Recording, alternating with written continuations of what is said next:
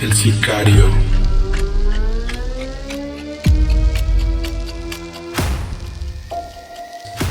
Era el año 2019. Vivía en un rancho llamado Bellavista, que se ubicaba por las cumbres de Veracruz. Ahí había crecido. La vida cuando era niño no fue fácil, pues muchas veces mi padre no tenía ni siquiera para darnos de comer. Tenía 8 hermanos. En ese entonces era normal tener esa cantidad de hijos, aunque ahora ya está mal visto, incluso en mi rancho. Bellavista es un lugar hermoso, lleno de vegetación, de árboles que en el día lucen majestuosos, pero por la noche la verdad daba miedo. El sonido de las hojas moviéndose daba la impresión de que el lugar estaba lleno de personas susurrando, y hasta podía decir que gente lamentándose. Mi madre murió cuando yo tenía 6 años, porque en aquella época era difícil ir al doctor porque quedaba lejos y tampoco era posible comprar todas las medicinas para estar bien. Mi padre ahora nos cuenta que mi mamá dijo que sabía que moriría por ser pobre. Esa época fue muy complicada y triste para mis hermanos y para mí. Tenía 6 hermanos hombres y 2 hermanas mujeres. Mi padre trabajaba y mi abuela Eustolia era quien nos cuidaba. Ella era una mujer muy enojona y no nos tenía mucha compasión, a pesar de que habíamos perdido a mi madre. De hecho, hasta nos culpaba por su muerte. A veces podía ser muy cruel con nosotros. Mi única felicidad eran mi padre y mis hermanos. Con el que mejor me llevaba era Beto, quien me llevaba por 2 años, nada más. La mayor parte del tiempo salíamos a jugar solo él y yo, pero cuando mi abuela se iba a comprar huevos con la vecina, aprovechábamos para jugar todos juntos. Bueno, solo los hombres, porque las niñas jugaban aparte. Mi abuela nos ponía a cuidar a los animales del campo, a ir por el maíz para las tortillas, al molino y cosas bastante pesadas para niños de mi edad.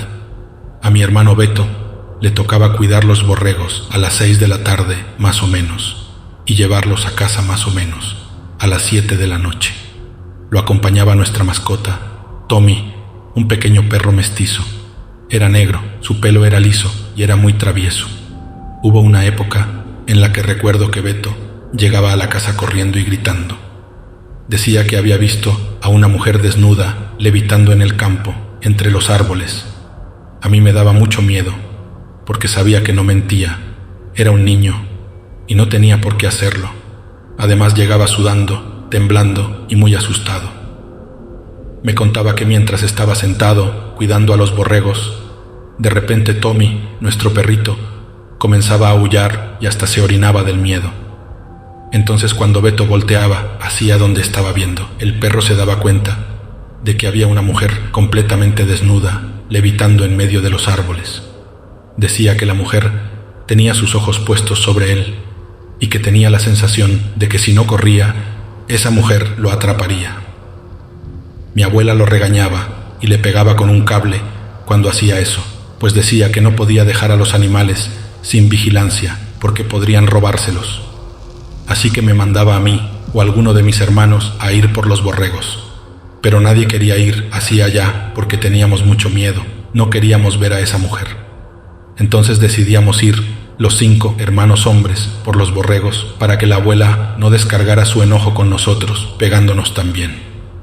Cuando llegábamos al lugar, no había nada. De hecho, el ambiente se sentía bastante normal, pero ya a las 7 oscurecía y a nadie le gustaba estar lejos de casa cuando eso sucedía.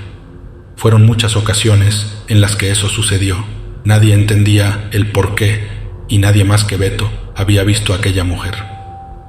Pasaron los años y varias veces se repitió aquel suceso, pero la vida era mejor. Mi padre había conseguido un mejor trabajo y ya nos alcanzaba para nuestras 3 comidas al día, aunque eso significara ver a mi papá cada semana y tener que aguantar los malos de mi abuela Eustolia. Así fueron los próximos 3 años. Todo estaba tranquilo hasta que cumplí 15, cuando todo empeoró. Mi padre se enfermó de gravedad y tuvimos que llevarlo al hospital. Pedimos prestado a un vecino para poder pagar la consulta. pero ahí nos dijeron que debían operarlo si queríamos que se salvara. No sabíamos qué hacer. La operación era sumamente cara y era imposible que consiguiéramos el dinero. Éramos muy pobres. Pasaban los días y no sabíamos qué hacer. Teníamos a mi padre en casa. Lo cuidábamos y hacíamos todo lo que podíamos para que no sufriera, pero era una tortura verlo así. Mi abuela trató de juntar dinero con los vecinos, pero lo que recaudó no alcanzaba para la operación. Además, mi padre era el hombre de la casa, quien trabajaba y solventaba los gastos, así que todo estaba muy mal. Pero un día Beto me dijo que debía ir al campo a resolver unas cosas, y la verdad yo no le tomé importancia. Al cabo de unas horas, cuando ya había caído la noche, volvió. Nos dijo que preparáramos a mi padre, que lo llevaríamos al hospital para que al día siguiente lo operaran. Todos estábamos sorprendidos y le preguntamos que sí había conseguido el dinero y dijo que sí. Pero cuando le preguntamos que de dónde lo había sacado, nos dijo que eso era lo de menos. Preparamos todo y los vecinos, quienes tenían una camioneta muy vieja, nos llevaron al hospital más cercano. Todo el camino me pregunté que de dónde había sacado ese dinero. Beto, no tenía sentido. Como ya había dicho, era casi imposible. Nadie en el pueblo tenía esa cantidad. Seguro mi hermano estaba metido en algo malo. Al día siguiente, operaron a mi padre y mientras esperábamos que saliera, le pregunté a Beto en privado que de dónde había sacado el dinero. Él me dijo que eso no importaba, que lo importante era que nuestro padre estaría bien. También me dijo que en un año él cumpliría 18 y que empezaría a buscar un trabajo para ayudar a la familia. Decidí ya no preguntar más, porque sabía que no me iba a decir por más que insistiera. Pasados los días y mi padre comenzó a recuperarse, claro que debía pasar varios días recuperándose, pero todos estábamos más tranquilos y felices, porque por un momento creí que le pasaría lo mismo que a mi madre.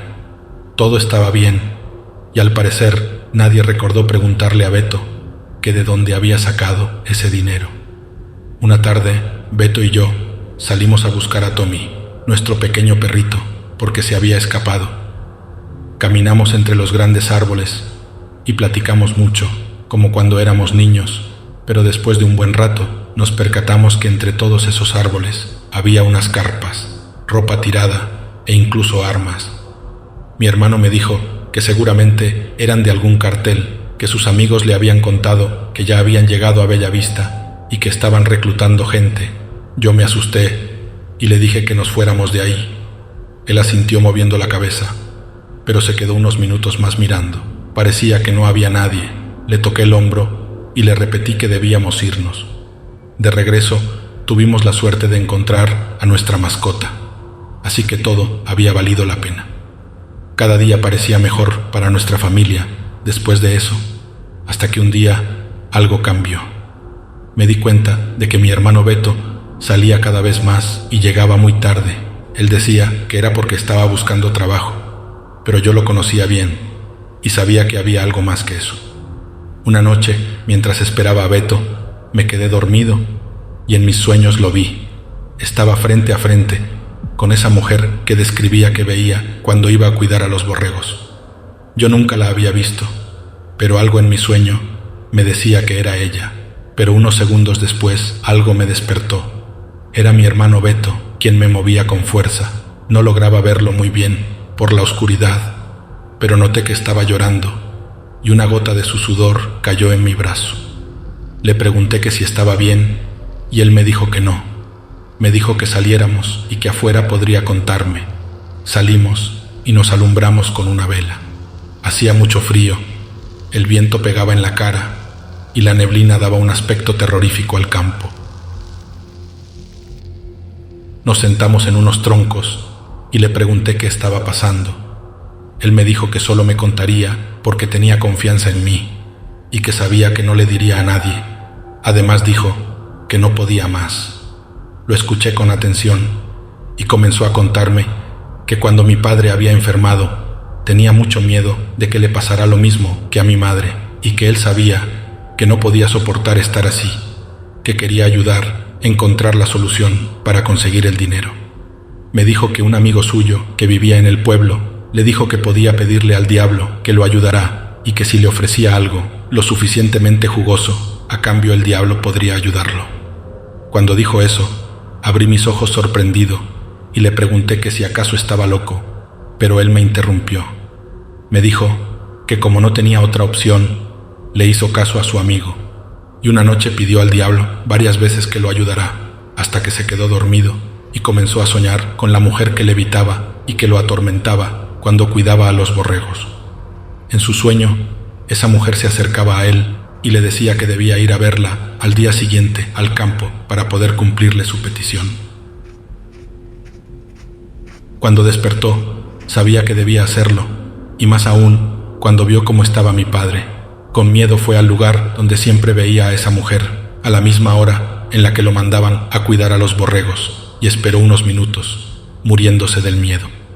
En el momento en que estaba decidido a irse, escuchó algo entre los árboles, y cuando entrecerró los ojos para ver mejor, se dio cuenta de que era aquella mujer, acercándose poco a poco a él. El terror se estaba apoderando de sus piernas y quería huir corriendo de ahí, pero el deseo de ver bien a nuestro padre pudo más, y aún con lágrimas en sus ojos, se quedó. Me contó que esa mujer se veía 1000 veces más espantosa de cerca, que en sus ojos había dientes y que en su boca sangre, y tenía un olor putrefacto. Estaba desnuda y su piel era casi verdosa. La mujer le dijo con una voz de otro mundo que el Satanás la había mandado y que le concedería el favor solo si él le daba un sacrificio humano. El dinero que necesitaba estaba enterrado justo ahí, pero si lo tomaba, debía estar consciente de que debía entregar su sacrificio. Pero si lo tomaba y no entregaba lo que el diablo le pedía, entonces uno de nuestros hermanos moriría e iría directo al infierno. En el momento en que quise interrumpir a Beto, él me dijo que lo dejara terminar y siguió con su relato, contándome que como no tenía idea de qué hacer, desenterró el dinero, que era justamente lo que necesitaban para la operación de nuestro padre, y que aunque tenía miedo, sabía que debía cumplirle al diablo. No quería que se cobrara solo con alguien de su familia. Así que recordó cuando habíamos ido a buscar a Tommy y fue de nuevo, esperando ver a los sicarios para pedirles trabajo y así cumplir su cometido, sin que él mismo decidiera a quién matar. Esas personas le dieron el trabajo y le dijeron que debía matar al dueño de una miscelánea en la ciudad, porque no había querido pagar derecho de piso. Beto estaba decidido a hacerlo. Sabía que no tenía opción, pero cuando estuvo frente a frente con esa persona, se dio cuenta de que le iba a costar mucho. Llevaba una capucha que escondía su rostro y con lágrimas en los ojos, le dijo al señor que él no quería hacerlo, pero que no tenía opción, y lo llevó hasta una de sus bodegas y lo mató, mientras todos sus trabajadores escuchaban. En el momento en que mi hermano terminó la última palabra, le grité que si acaso estaba loco. Era imposible que todo lo que me estaba contando fuera real. Simplemente no podía creerlo. Mi hermano me abrazó y comenzó a llorar. Me dijo que lo sentía, pero que no tuvo opción. Era la única manera en la que el diablo no se llevaría a alguien de la familia. Viendo cómo se encontraba, le dije que no se preocupará, que solo debía dejar de ir con esas personas que lo mandaron a matar a ese pobre hombre y que haríamos como si nada hubiera pasado. Volveríamos a ser la familia feliz de antes. Quizá en el pasado no valorábamos nuestras vidas, pero en ese momento nos dimos cuenta de que a pesar de ser pobres y de tener una abuela regañona, siempre habíamos sido niños felices. Beto me prometió no volver con aquellos sicarios y estar tranquilo en casa. Yo me encargaría de que nada de eso saliera a la luz. Nos fuimos a dormir después del abrazo y prometimos jamás mencionar nada. Estábamos más tranquilos, pero eso era porque no sabíamos qué pasaría después. Algo que incluso en el presente sigue repercutiendo en nuestras vidas. Fueron 2 semanas de paz. Todo había vuelto a la normalidad, hasta que un día mi padre mandó a mi hermano a comprar maíz al centro del pueblo. Eran más o menos las 5 de la tarde. Pasó 1 hora y no volvía. Pasaron 2 y nada, luego 4, y fue ahí cuando decidimos ir a buscarlo. Pero cuando llegamos a la tienda del centro, nos dijeron que Beto no había estado ahí. Me asusté y comencé a preguntar en los alrededores, pero nada. Mis hermanos, al verme tan preocupado, estaban totalmente confundidos. Me dijeron que me mantuviera tranquilo, que seguro Beto se había ido con algún amigo a jugar fútbol o algo así, pero yo no los escuchaba, solo pensaba en la mujer levitando en el campo, el pacto que mi hermano había hecho con Satanás y en el cartel que habitaba en Bellavista. Beto corría peligro y yo no quería que nada malo le sucediera. Como ya no sabíamos dónde más buscar, regresamos a casa y mi abuela me dijo que probablemente Beto regresaría borracho o con una buena excusa. Parecía que no estaba preocupada, pero en la noche la escuché orar por él. Pasó toda la noche y Beto no llegó. Para ese momento yo ya pensaba lo peor y tenía mucho miedo. Me senté bajo un árbol, lejos de casa, y comencé a llorar. No era muy religioso, pero no encontraba otra opción, así que comencé a pedir por mi hermano. Pero mientras recitaba esas palabras, comencé a sentir un calor intenso en mi interior, y no era algo bueno. Paré la oración, y después de pensar un buen rato, caminé hacia mi casa, esperando que cuando llegara mi hermano ya estuviera ahí. Y lo que esperaba se hizo realidad, pues Beto estaba en la sala, siendo interrogado por la abuela, mi padre y mis hermanos. Solo escuché que dijo que estaba bien, que había encontrado a un viejo amigo y lo había invitado a su casa en la ciudad, y como le llegó la noche, se tuvo que quedar. Lo reprendieron diciéndole que jamás volviera a hacer algo así, pues nos tenía a todos preocupados. Cuando Beto entró al cuarto, le pregunté qué le había pasado. Le dije que no me creía la historia de que se había ido con un amigo. Me miró con tristeza y me dijo que saliéramos a hablar. Al llegar a un lugar más tranquilo, me contó que antes de llegar a la tienda del centro, varios hombres encapuchados lo interceptaron, le cubrieron la cara y lo subieron a una camioneta. Ya estando en el destino, comenzaron a golpearlo, pero solo en lugares en donde no se notará, como en el estómago, las piernas y el pecho. Después le cortaron un dedo del pie y luego le pusieron alcohol. Dice que jamás había sentido tanto dolor en su vida. Se quitó el zapato y me mostró su pie. Luego se alzó la playera y estaba todo lleno de moretones. Inevitablemente comencé a llorar y él me abrazó. Era mi mejor amigo, mi hermano, y me dolía que estuviera pasando por todo eso. Él trató de calmarme. Me dijo que no pasaba nada, que ya estaba resuelto. Me contó que uno de los más pesados del cartel había hablado con él y que le había dicho que no podía simplemente desaparecerse y hacer como si nada. Si ya había entrado a ese mundo, jamás podía salir, solo muerto. Pude ver su expresión de miedo, de resignación y de tristeza. Esa tarde nos tiramos en el pasto, sabiendo que nada volvería a ser igual jamás. Pasaron los años y mi abuela murió. Ella jamás supo que su nieto era parte de los sicarios del pueblo, y eso era un alivio. Luego yo me vine a vivir a la ciudad y me traje a mi padre. Encontré un trabajo bastante decente en una fábrica de zapatos, y mis hermanos igual. Dejamos el pasado en aquel ranchito hermoso que un día nos vio nacer, todos menos Beto. Él se quedó en Bellavista, compró una casa y nunca sentó cabeza. Hasta el día de hoy tiene hijos por todo el pueblo y sigue trabajando en lo mismo.